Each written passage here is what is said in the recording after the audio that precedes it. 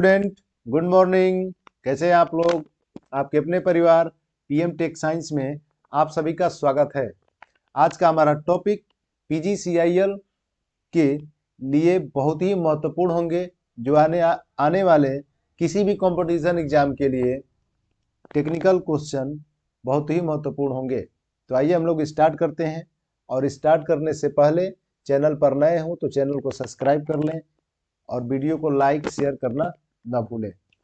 यहाँ पर आपके जो भी टोटल क्वेश्चन है वह केवल थ्योरी से संबंधित और मशीन के क्वेश्चन है। ठीक है, मशीन के क्वेश्चन है।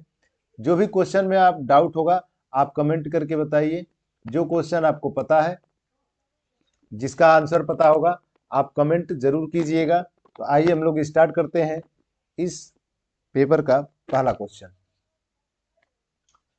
यहाँ पर पहला क्वेश्चन दिया है कि एसी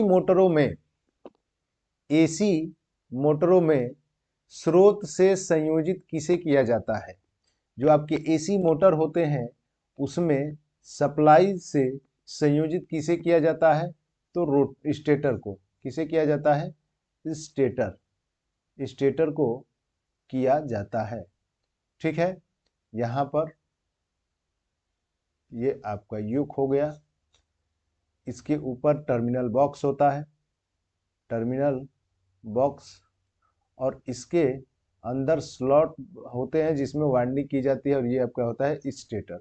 क्या होता है? स्टेटर। और स्टेटर के वायर इस टर्मिनल बॉक्स से जुड़े होते हैं।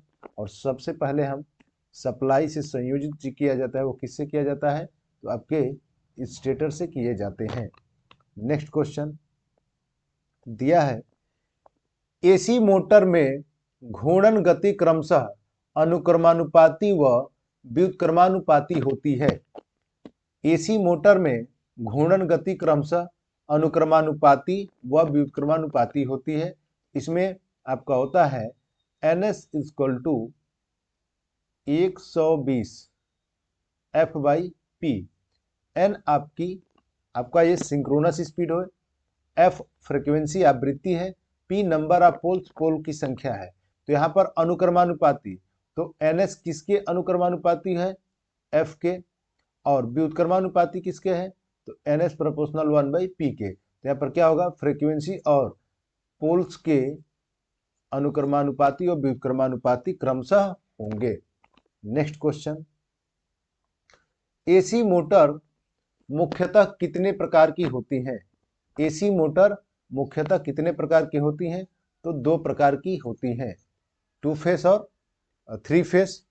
ठीक है, और इससे संबंधित अगर रोटेटिंग फील्ड जनरेट कराना हो तो उसमें कम से कम आपके 2 फेस होने चाहिए और 3 फेस होने चाहिए। ठीक है, कम से कम 2 फेस। यहाँ पर जैसे एसी के मोटर मुख्यतः कितने प्रकार के? मोटर तो आपके बहुत प्रकार के होते हैं, लेकिन मुख्यतः आपके 2 टाइप के। ठीक है, नेक्स्ट क्वेश्चन, स्टेटर को सप्लाई देने पर वह किस प्रकार का चुंबकीय क्षेत्र पैदा करता है? Rotating field. कैसा चुंबकीय क्षेत्र पैदा करता है? Rotating field. क्योंकि जो भी उसके अंदर जो आपका रोटर होता है, स्टेटर में रोटेटिंग फील्ड यानी घूमने वाला, रोटेट करने वाला फील्ड जब जनरेट होता है, उसके अंदर जो रोटर होता है, रोटर पर एक बल आरोपित करता है, जिसके कारण वह मोटर घूमने चलने लगता है। ठीक है, नेक्स्ट क्वेश्चन, आप एक एक क्वेश्चन को ध्यान से सुनिए। आप क्वेश्चन को नोट कर सकते हैं। अगर इसका वीडियो या PDF चाहिए तो आप PM tech science Telegram channel से जुड़ सकते हैं। ठीक है, तो यहाँ पर घूमता हुआ दिखाई देने वाला चुंबकीय क्षेत्र प्राप्त करने के लिए न्यूनतम आवश्यकता होती है। मतलब रोटेटिंग फील्ड जो है मैक्सिमम मतलब मिनिमम किसकी आवश्यकता पड़ती है? तो यहाँ पर मिनिमम जो होगा वो कम से कम 2 फेज। क्या होगा? 2 फेज की सप्लाई होगी, तो वहाँ पर रोटेटिंग फील्ड जनरेट होगा, और 3 फेज की भी होगी तो भी रोटेटिंग फील्ड बनेगा। नेक्स्ट क्वेश्चन, घूमने वाले चुंबकीय क्षेत्र की घूमने वाले चुंबकीय क्षेत्र की घूर्णन गति को कौन सी गति कहते हैं? घूमने वाले चुंबकीय क्षेत्र की घूर्णन गति को कौन सी कहती है कौन सी गति कहते हैं? तो सिंक्रोनस गति। क्या कहा जाता है? सिंक्रोनस सिंक्रोनस गति, सिंक्रोनस स्पीड, चाल, सिंक्रोनस गति कहते हैं। नेक्स्ट क्वेश्चन, सिंक्रोनस गति को ज्ञात करने का सूत्र क्या है? तो सिंक्रोनस गति को ज्ञात करने के लिए ns = 120 F/p। यहां पर ऑप्शन ए करेक्ट ऑप्शन होगा। नेक्स्ट क्वेश्चन, रोटर की घूर्णीय गति सदैव होती है। रोटर की घूर्णीय गति सदैव होती है। तो देखिए, रोटर की जो घूर्णीय गति होती है वो मोटर में ns से हमेशा क्या होगी? कम। हमेशा क्या होगी? कम। अगर ns की गति से nr की गति ज्यादा हो जाएगी तो आपको कमेंट करके बताना है कि इस स्थिति में यह कैसा बिहेव करेगा, यह कैसा व्यवहार करेगा। ठीक है, आप कमेंट जरूर कीजिए कि nr का मान मतलब रोटर स्पीड सिंक्रोनस स्पीड से अगर अधिक हो जाता है, ग्रेटर देन हो जाता है, तो उस स्थिति में क्या होगा। तो यहाँ पर रोटर के लिए क्या हो जाएगा? nr अगर कम होगा मतलब कि स्टेटर गति से कम। रोटर की घूर्णन गति कैसे होगी? स्टेटर गति से कम। ठीक है, नेक्स्ट क्वेश्चन, मोटर की स्लिप ज्ञात करने का सूत्र प्रतिशत में होता है। तो स्लिप = होता है ns - nr अपान में ns और 100 से मल्टीप्लाई करेंगे तो ये किस में बदल जाएगा? परसेंटेज में। ns सिंक्रोनस स्पीड और nr रोटर की स्पीड। ऑप्शन कौन सा होगा? ए। ठीक है, नेक्स्ट क्वेश्चन, अधिकतर स्क्वायरल केज मोटर की स्लिप प्रतिशत होती है। अधिकतर स्क्वायरल केज इंडक्शन मोटर की स्लिप प्रतिशत 2 से 5% होती है। 2% से 5% होती है, इसको याद रखिए। 2 से 5% होता है। नेक्स्ट क्वेश्चन, रोटर फ्रीक्वेंसी ज्ञात करने का सूत्र क्या है? रोटर फ्रीक्वेंसी ज्ञात करने का सूत्र क्या है? तो रोटर फ्रीक्वेंसी ज्ञात करने के लिए FR = S × F। FR ये रोटर की आवृत्ति है। रोटर की आवृत्ति। S क्या है? स्लिप। F सप्लाई आवृत्ति। ये क्या है? आपकी सप्लाई फ्रीक्वेंसी। ठीक है, नेक्स्ट क्वेश्चन, टार्क किसे कहते हैं? तो टार्क आपके लोड पर प्राप्त घुमाव बल को क्या कहते हैं? लोड पर प्राप्त घुमाव बल को टार्क कहा जाता है। ठीक है, नेक्स्ट, इंडक्शन मोटर के टार्क की गणना होती है। इंडक्शन मोटर के टार्क की गणना होती है तो आपके डीसी मोटर की तरह होती है। देखिए, जब मोटर को स्टार्ट किया जाता है तो करंट का मान ज्यादा होता है। क्या होता है? करंट का मान ज्यादा होता है। और जैसे जैसे मोटर रन की स्थिति मतलब गति प्राप्त करता है तो करंट का मान धीरे धीरे क्या होता है? घटता है। और स्टार्टिंग के टाइम आपका जो टार्क होगा वो क्या होता है? मैक्सिमम होता है। स्टार्टिंग के टाइम टार्क का मान मैक्सिमम होगा। ठीक है, नेक्स्ट क्वेश्चन, इंडक्शन मोटर में क्या ज्ञात करना कठिन होता है? इंडक्शन मोटर में क्या ज्ञात करना कठिन होता है? स्टेटर चुंबकीय फ्लक्स और प्रेरित रोटर करंट। ऑप्शन कौन सा होगा? सी, दोनों। ठीक है, नेक्स्ट क्वेश्चन, इंडक्शन मोटर में टार्क प्राप्त करने के लिए क्या किया जाता है? इंडक्शन मोटर में टार्क प्राप्त करने के लिए क्या किया जाता है? तो रोटर के श्रेणी में प्रतिरोधक, रोटर के श्रेणी में क्या होता है? प्रतिरोधक जुड़ा होता है यहां पर।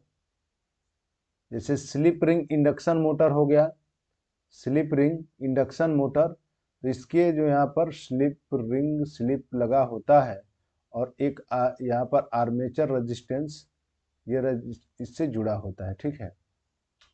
और यहाँ पर स्टार्टिंग के टाइम रोटेट करके इसके करंट के मान को हम लोग कंट्रोल करते हैं और इसका टार्क ज़्यादा होता है। यहाँ पर इंडक्शन मोटर में टार्क प्राप्त करने के लिए आप रोटर के श्रेणी क्रम में प्रतिरोधक जोड़ा जाता है, ठीक है।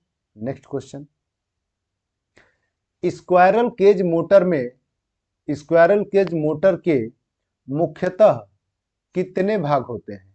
Squirrel cage induction motor, squirrel cage motor के मुख्यतः 2 भाग होते हैं। कितने भाग होते हैं? 2। स्क्वायरल केज मोटर के 2 भाग होते हैं, ठीक है। मुख्यतः 2 भाग, stator and rotor. Next, three phase motor की, थ्री फेज मोटर के वाइंडिंग के मध्य, थ्री फेज मोटर के वाइंडिंग के मध्य कोण कितना होता है? तो थ्री फेज के लिए 120 डिग्री। क्या होता है? 120 डिग्री। नेक्स्ट क्वेश्चन, किस मोटर के टर्मिनल बॉक्स पर 6 संयोजक सिरे जुड़े होते हैं? किस टर्मिनल बॉक्स पर 6 संयोजक, किस मोटर में? तो आपके स्क्वायरल केज इंडक्शन मोटर में भी 6 संयोजक तारें होती हैं और स्लिप रिंग में भी 6 तारें संयोजित की जाती है। आपका ऑप्शन नंबर सी सही होगा, मतलब दोनों सही है, ठीक है। सिंगल केज रोटर में, सिंगल केज रोटर में चालकों को कुछ ऐंठा हुआ क्यों बनाया जाता है? ऐंठना मतलब स्टैंडर्ड क्यों बनाया जाता है, ठीक है। स्टैंडर्ड क्यों बनाया जाता है? ताकि टार्क क्या रहे? समान रहे। टार्क क्या होगा? समान, टार्क समान रखना, स्टैंडर्ड रूप में बनाना चालकों को, यानी क्या होना? टार्क का मान समान रखने के लिए। Next question, double cage rotor की, डबल केज रोटर की भीतरी परत कम प्रतिरोध वाली धातु यानी तांबा की बनी होती है, कॉपर की बनी होती है। तो बाह्य परत, बाह्य प्रतिरोध, बाह्य परत किसका बना होता है? तो बाह्य परत आपका बना होता है प्रतिरोध अधिक, मतलब पीतल का। किसका बना होता है? पीतल का, ठीक है, पीतल का बना होता है। नेक्स्ट, किस प्रकार की धारा, किस प्रकार की धारा प्रत्यावर्तक उत्पन्न करता है? अल्टरनेटर किस प्रकार की धारा उत्पन्न करता है? तो अल्टरनेटर एसी उत्पन्न करता है। क्या करता है? एसी उत्पन्न करता है। एसी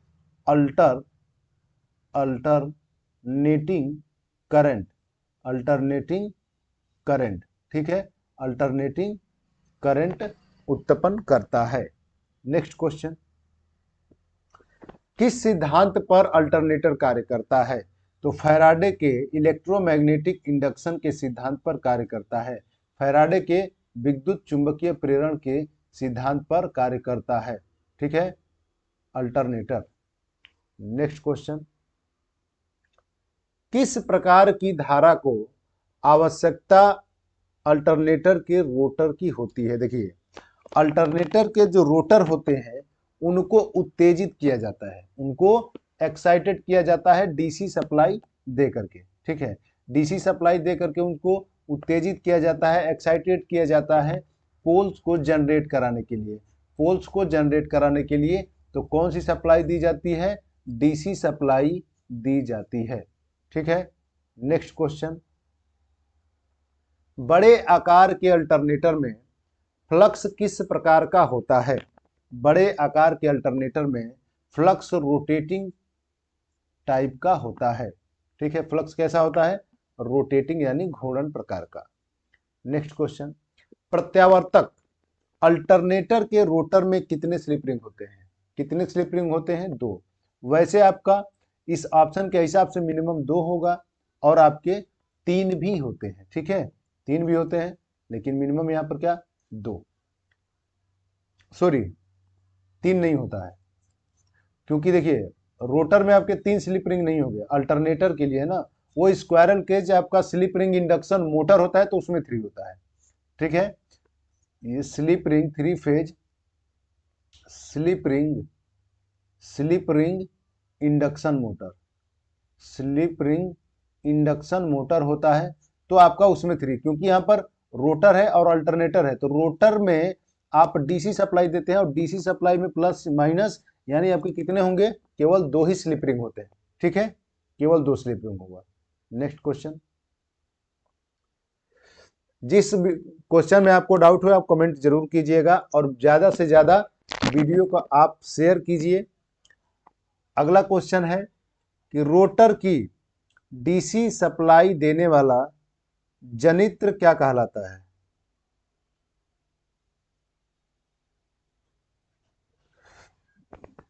रोटर की डीसी सप्लाई देने वाला जनित्र क्या कहलाता है।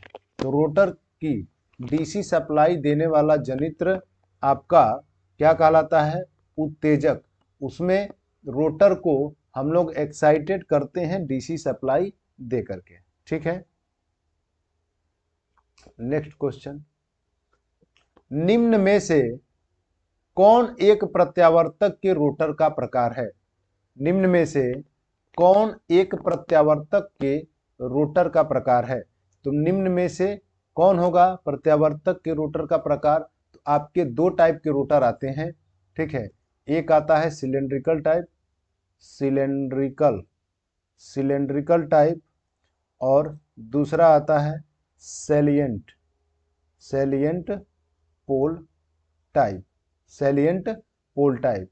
तो ये आपके दोनों करेक्ट ऑप्शन क्या होगा, सी। नेक्स्ट क्वेश्चन, किस गति के प्राइम मूवर में प्राय सैलिएंट पोल प्रकार के रोटर उपयोग किया जाता है। तो निम्न एवं मध्यम गति पे देखिए क्या होता है, सैलिएंट पोल जो होता है उसकी जो एक्सियल लेंथ होती है कम और उसका डायमीटर क्या होता है ज्यादा, और सिलेंड्रिकल टाइप में डायमीटर होता है कम और एक्सियल लेंथ होता है ज्यादा। ठीक है, इसमें एक्सियल लेंथ क्या होता है, कम होता है, एक्सियल लेंथ कम होता है। होता यह है कि देखिए इसमें जो वाइंडिंग की जाती है, जो पोल होते हैं, अगर ये हाई स्पीड से ये चलाने, जहां पर अधिक ज्यादा स्पीड की आवश्यकता होती है वहां पर सिलेंड्रिकल टाइप उपयोग किया जाता है, क्योंकि इसका डायमीटर होता है कम, जो वाइंडिंग होगा यहाँ पर एक्सियल लेंथ होता है ज्यादा, इसकी होती है कम और डायमीटर होता है ज्यादा, वाइंडिंग वगैरह टूटने का डर रहता है। ठीक है, तो यह मध्यम मिनिमम मतलब आपके 1500 1200 1000 आरपीएम पर, और ये आपके 3000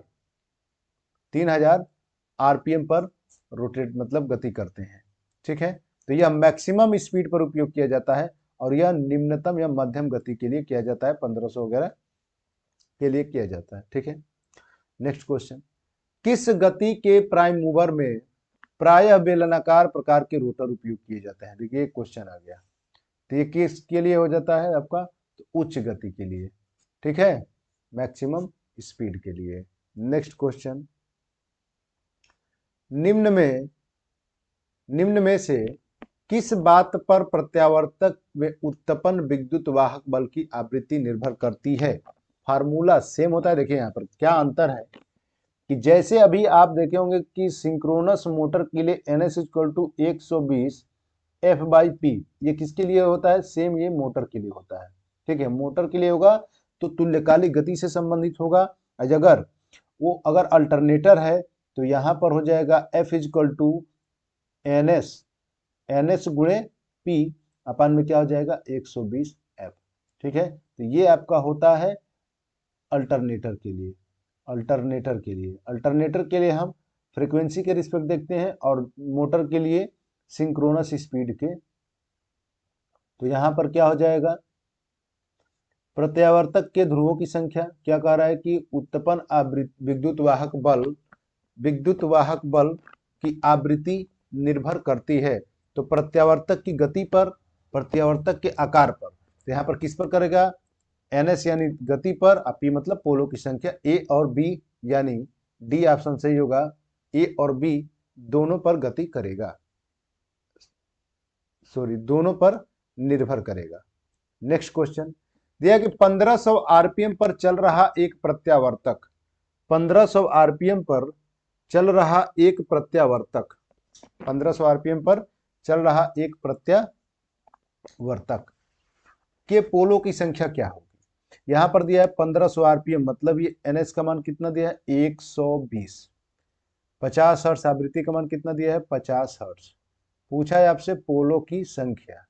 यहाँ पर F बराबर क्या होता है NS गुणे P अपान में 120। पोल की संख्या निकालेंगे तो 120 F अपान में क्या हो जाएगा NS।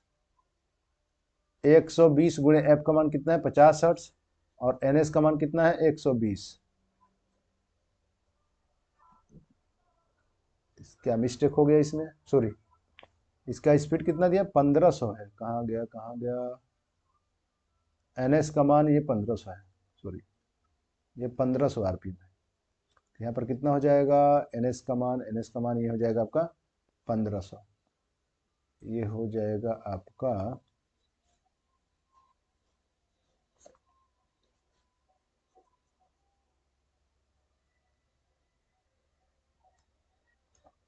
ये NS का मान है 1500 आरपीएम। ठीक है, अब यहाँ पर F इक्वल टू NS गुणे P अपान में 120।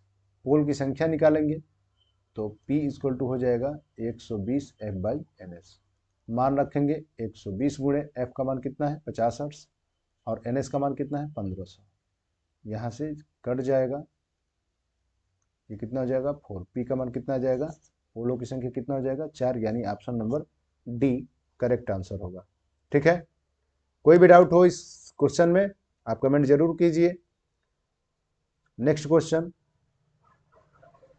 3000 आरपीएम पर चल रहे दो पोल प्रत्यावर्तक की आवृत्ति क्या होगी। दो पोल प्रत्यावर्तक की आवृत्ति क्या होगी। ठीक है, और आप वीडियो को ज्यादा से ज्यादा लाइक कीजिए। ठीक है, तो यहां पर क्या हो जाएगा 32 नंबर क्वेश्चन जो है 3000 आरपीएम पर, 3000 आरपीएम यानी किसका ये 3000 आरपीएम, यानी इसका मान कितना दिया है 3000 RPM rotate per minute. Two pole P का मान कितना दिया है 2 पोल। आवृत्ति बराबर F बराबर NS गुणे P अपान में कितना हो जाएगा 120। NS का मान कितना है 3000, P का मान कितना है 2 अपान में 120। कट जाएगा, ये कितना हो जाएगा 6, ये हो जाएगा 5, तो F का मान कितना हो जाएगा 15 हर्ट्ज। कितना हो जाएगा 50 hertz. Option number C correct answer होगा। जितने पिछले वीडियो में हमने PGCIL के पेपर सॉल्व कराए हैं उसमें आपको एक चीज का ध्यान रखना है कि आप हर एक वीडियो को PGCIL से संबंधित समझ करके ना देखिए, क्योंकि जितने भी आपके ITI के निम्मी पैटर्न पर आधारित क्वेश्चन हैं वो सारे के सारे PGCIL से कनेक्टेड है। ठीक है, यहाँ पर 33 नंबर क्या है कि सैलिएंट पोल टाइप रोटर होते हैं। सैलिएंट पोल टाइप रोटर होते हैं, तो सैलिएंट पोल टाइप जो होते हैं वो आपके व्यास में बड़े और एक्सियल लंबाई में क्या होते हैं छोटे। तो यहाँ पर कौन सा होगा, व्यास में बड़े और एक्सियल लंबाई में छोटे होते हैं। और सिलेंड्रिकल टाइप जो होता है वो डायमीटर में कम और एक्सियल लंबाई में ज़्यादा होते हैं। नेक्स्ट क्वेश्चन, अगर कोई कुंडली चुंबकीय फ्लक्स के समकोण यानी 90 डिग्री पर छेदन करे तो किस प्रकार का विद्युत वाहक बल उत्पन्न होगा। किस प्रकार का, तो यहाँ पर होता है E बराबर VLV साइन थीटा। क्या होता है VLV sine theta, VLV sine समकोण है 90 रखेंगे, यहाँ पर साइन के लिए 90 डिग्री का मान 1 होता है। साइन के लिए 90 डिग्री का मान 1 होता है, तो यहाँ पर क्या हो जाएगा मैक्सिमम, क्या हो जाएगा मैक्सिमम होगा 90 पर, तो यहाँ पर क्या हो जाएगा अधिकतम। ठीक है, नेक्स्ट, वाष्प टरबाइन चलित अल्टरनेटर किस प्रकार की घूर्णन गति पर कार्य करने योग्य बनता है। घूर्णन योग्य बनता है। तो यहां पर क्या होगा, वाष्प turbine, steam turbine, steam turbine किस घूर्णन गति पर कार्य करने योग्य बनता है, उच्च, किस गति पर, उच्च, थर्मल पावर प्लांट में। ये कहां होता है, thermal power plant, thermal power plant. ठीक है, नेक्स्ट क्वेश्चन, निम्न किन बातों पर प्रत्यावर्तक द्वारा उत्पादित विद्युत वाहक बल की आवृत्ति निर्भर करती है। ठीक है, आवृत्ति निर्भर करती है। आप कमेंट करके बताइए। ऐसे तो आपको 3-4 ऑप्शन आपको बता चुके हैं। बताना है आपको कि विद्युत वाहक बल की जो आवृत्ति होगी वह किस पर निर्भर करेगी, बताइए।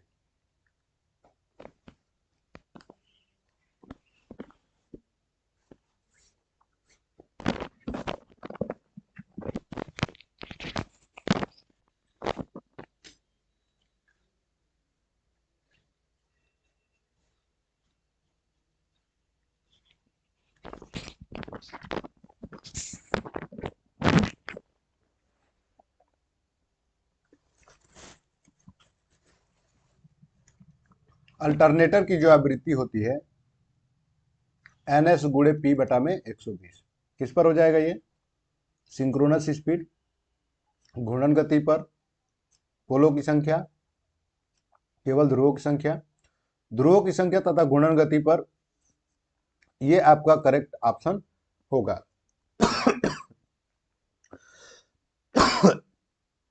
ठीक है, नेक्स्ट क्वेश्चन, निम्न में से कौन प्रत्यावर्तक की रेटिंग को दर्शाता है। तो प्रत्यावर्तक की रेटिंग किसमें होती है, केवीए में। किसमें होती है, केवीए में। और ट्रांसफार्मर की भी रेटिंग किसमें होती है, केवीए में। एचपी हॉर्स पावर होता है, हॉर्स पावर। अश्व शक्ति मोटर के लिए होता है। किलोवाट शक्ति का मात्रक होता है। किलोवाट क्या होता है, शक्ति का मात्रक। और 1 किलोवाट बराबर 10 का पावर 3 वाट होता है। VAR, VAR यह होता है आपके रिएक्टिव पावर का, sorry component power. Reactive power का होता है KVAR। रिएक्टिव पावर का क्या होता है, KVAR।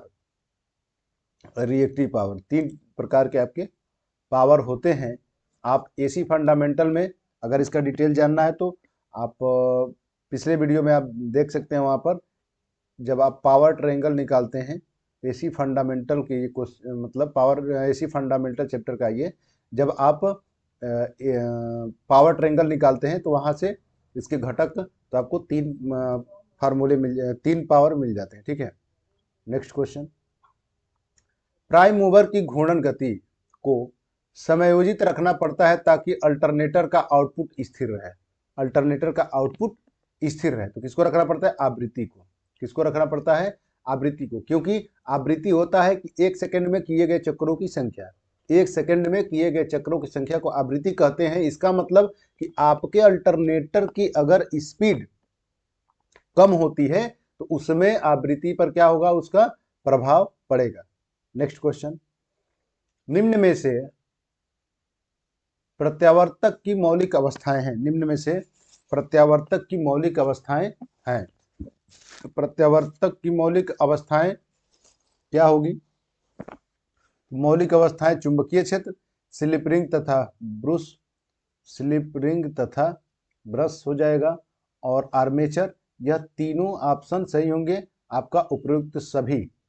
नेक्स्ट क्वेश्चन, निम्न में से कौन सा सही है। निम्न में से कौन सा सही है, आर्मेचर कॉइल स्टेटर में स्थापित किए जाते हैं। प्रत्यावर्तक में के आर्मेचर में डीसी धारा होती है।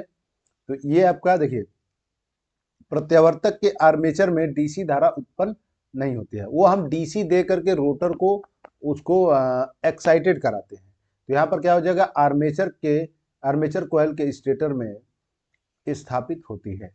ठीक है, नेक्स्ट, अल्टरनेटर की शक्ति को किसमें नापा जाता है। ये सेम रिपीट हो गया है क्वेश्चन केवीए में। Leading power factor, leading power factor में लोड बढ़ाने के साथ साथ क्या बढ़ता है? तो लीडिंग पावर फैक्टर में लोड बढ़ाने के साथ साथ वोल्टेज का मान बढ़ता है। लीडिंग पावर फैक्टर आपका कैपेसिटिव लोड होता है तो होता, leading power factor capacitive load होगा तो होगा, और लैगिंग पावर फैक्टर आपका इंडक्टिव लोड पर होता है। यहाँ पर लीडिंग का मतलब होता है कि जो सबसे पहले मैक्सिमम मान को प्राप्त करे, अधिकतम मान को प्राप्त करता है, वो आपको क्या कहलाता है? लीड। अब पावर फैक्टर, इससे जैसे आपके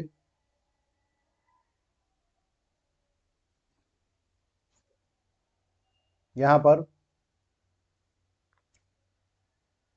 ये मैक्सिमम मान Vm और ये हो गया करंट Im। अब जैसे यहाँ पर थ्री कंडीशन होते हैं, अगर इंडक्टिव होगा तो वह क्या करेगा? लैग करेगा, पावर भी निकालेंगे लैग में आएगा। कैपेसिटिव होगा, कैपेसिटिव तो क्या होगा? ये लीड करेगा। और रजिस्टिव होगा तो यह इन फेज होता है। रजिस्टिव के लिए क्या होता है? इन फेज में। ठीक है, next question. Lagging power factor के लिए लोड बढ़ने के साथ साथ टर्मिनल वोल्टेज क्या होता है? कम। लोड बढ़ने के साथ साथ टर्मिनल वोल्टेज का मान कम होता है। Next question. 6 पोल 3 phase induction motor 3 phase 50 hertz supply पर कार्य करता है। यदि मोटर का स्लिप 3% हो तो वास्तविक गति क्या होगी? देखिए, पी का मान कितना दिया है? 6 पोल। पी का मान दिया है 6, फ्रीक्वेंसी का मान कितना दिया है? 50 हर्ट्ज। तो क्या हम यहां से NS का मान निकाल सकते हैं? 120 गुणे एफ अपान में पी। 120 गुणे एफ का मान 50 अपान में पी का कितना है? 6। तो यहाँ से इसको कटा देंगे तो NS का मान आपको मिल जाएगा 1000 RPM। कितना हो जाएगा? 1000 RPM। ठीक है, अब क्या कह रहे हैं कि 3% पर स्लिप अगर 3% हो तो इसकी वास्तविक गति बताना। तो ये तो सिंक्रोनस स्पीड है, ऐसा नहीं कि इसमें 1000 लगा देना, नहीं, ये सिंक्रोनस स्पीड है आपका। क्या निकालना इसमें कि स्लिप बराबर होता है NS माइनस NR अपान में कितना होता है? NS। परसेंटेज में निकालने के लिए क्या करते हैं? 100 से गुणा। तो ये आपका होता है स्लिप परसेंट में। यहां से हो जाएगा 30, सॉरी 3% है, 3 लिख दिए, इसको परसेंटेज से हटा देंगे यहाँ से इसको। यहाँ पर NS का मान कितना दिया है? NS का मान है 1000, NS का मान 1000 माइनस NR और अपान में यहाँ पर कितना हो जाएगा? 1000। ठीक है, ये 2 जीरो कट जाएगा, यहाँ से हो जाएगा 3, ये गुणा करेंगे कितना हो जाएगा? 30, और ये हो जाएगा 1000 माइनस NR को पक्षांतर करेंगे और 1000 माइनस 30, ये कितना हो जाएगा? 970 RPM। रोटर की स्पीड जो होगी हमेशा कम आएगी, तो कितना हो जाएगा? 970 RPM। Next question. 6 पोल 3 फेज कुंडली में पी का मान कितना है? 6। 400 वोल्ट 50 हर्ट्ज, आवृत्ति का मान कितना दिया है? सॉरी 50 नहीं, 60 हर्ट्ज दिया है। उत्पन्न चुंबकीय क्षेत्र की गति, तो NS इक्वल टू 120 गुणे एफ के स्थान पर 50 हो जाएगा, पी के स्थान पर 6, इसको कटा देंगे तो कितना हो जाएगा?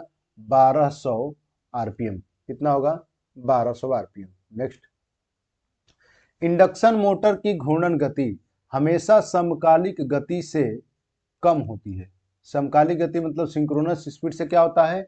कम होता है। आपको एक क्वेश्चन पीछे बताया है, आपको इसमें बताना है यदि NR का मान अगर NS से ज्यादा होगा तो इसमें क्या होगा, आप जरूर बताइए। ठीक है, तो यहाँ पर क्या होगा? समकालिक गति से कम होती है। रोटर की गति क्या होगी? समकालिक गति से कम। करेक्ट ऑप्शन आपका क्या होगा? C. Next question.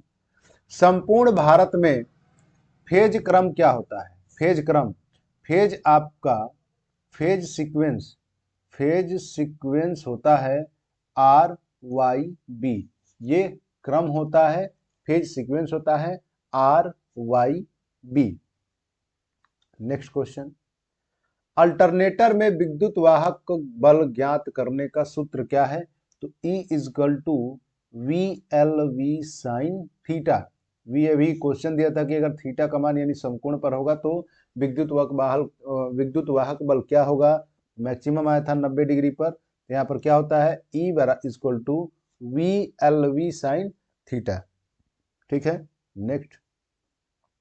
Steam turbine alternator में ईंधन के रूप में क्या काम में लेते हैं? स्टीम टरबाइन, भाप टरबाइन होता क्या है? Thermal power plant, thermal power plant. Thermal power plant में कोयला प्लस वाटर, पानी का शुद्ध मान पीएच मान कितना होता है प्लांट में जो उपयोग किया जाते हैं? लगभग 7 होता है। यहाँ पर कोयले को भट्टी में जला करके वाटर को स्टीम में बदला जाता है। ठीक है, स्टीम में हम लोग बदलते हैं किसका? तो कोयले का उपयोग करके। कोयले के द्वारा कोयले जो होता है वो ईंधन के रूप में प्रयोग किया जाता है थर्मल पावर प्लांट में। स्लिप का मान 1 का अर्थ क्या है? यदि स्लिप का मान 1 है तो इसका मतलब क्या है? स्लिप का मान 1 होने का अर्थ है कि यहाँ पर NR इक्वल टू क्या हो जाएगा? 0, मतलब मोटर क्या है? स्टॉप है। अब यहाँ पर क्या हो जाएगा? S equal to NS minus, यदि NR का मान यहाँ 0 रखेंगे, NR अपान में क्या होता है? NS होता है, तो NS माइनस और NR का मान 0 बटा में क्या हो जाएगा? NS, तो यहाँ पर S इक्वल टू NS अपान में NS कट जाएगा, तो S इक्वल टू क्या होगा? 1। इस स्थिति में स्लिप का मान क्या होता है? 1। इस स्थिति में स्लिप का मान क्या होगा? 1। ठीक है, तो रोटर रुक जाएगी। रोटर क्या होगा? रुक जाएगी, मतलब NR अगर 0 रहा होगा तो यहाँ पर स्लिप का मान 1 होगा। ठीक है, तो यहाँ पर स्लिप का मान क्या होगा? 1। और सबसे इंपॉर्टेंट पॉइंट, इंपॉर्टेंट आपका है, मोस्ट इंपॉर्टेंट है, आपको कमेंट करके बताना है कि यदि हम स्लिप का मान माइनस में आ जाए, स्लिप का मान किस में आ जाए? स्लिप का मान निगेटिव में, निगेटिव अगर आता है तो उस स्थिति में क्या रिप्रेजेंट करेगा, क्या होगा, आपको बताना है। ठीक है, तो ये आपका लास्ट क्वेश्चन था। आप जो भी क्वेश्चन है आप उसको बारीकी से समझ लीजिए। अब आपको बताना है कि स्लिप का मान निगेटिव होगा तो उस स्थिति में क्या होगा। ठीक है, तो आप ज़्यादा से ज़्यादा वीडियो को शेयर कीजिए। जितने भी आपके क्वेश्चन हैं, प्रीवियस ईयर के पेपर हैं, सभी ऑब्जेक्टिव क्वेश्चन को आपको सॉल्व करना है, और न्यूमेरिकल से संबंधित थ्योरी के जो क्वेश्चन है सभी को बारीकी से पढ़ना है। ठीक है।